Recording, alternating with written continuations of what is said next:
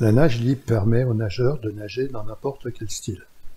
En compétition, les nageurs sont soumis à peu de restrictions dans leurs mouvements.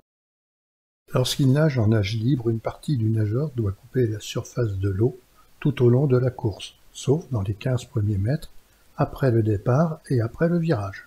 Il est de la responsabilité du juge de nage d'observer que le nageur n'est pas submergé après la marque des 15 mètres, que le nageur ne tire pas sur la ligne de couloir et qu'il ne pousse pas au fond de la piscine.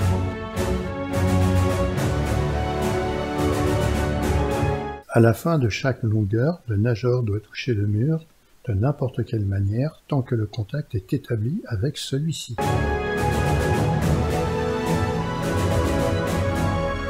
Si le nageur ne touche pas le mur lors du virage, il est permis de revenir en arrière et de toucher le mur, soit en tendant la main, soit en reculant et en touchant avec le pied, puis de continuer sa course. Si le nageur ne revient pas toucher le mur, c'est une faute, il est disqualifié.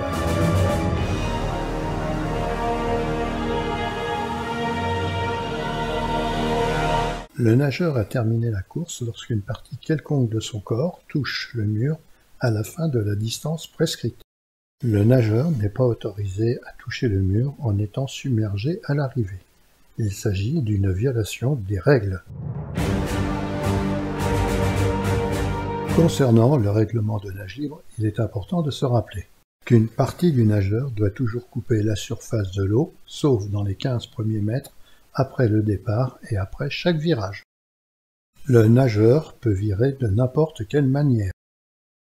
Que si le nageur ne parvient pas à toucher le mur au virage, il peut revenir en arrière pour faire le contact. Il n'est pas autorisé de tirer sur les lignes de couloir ou de pousser sur le fond.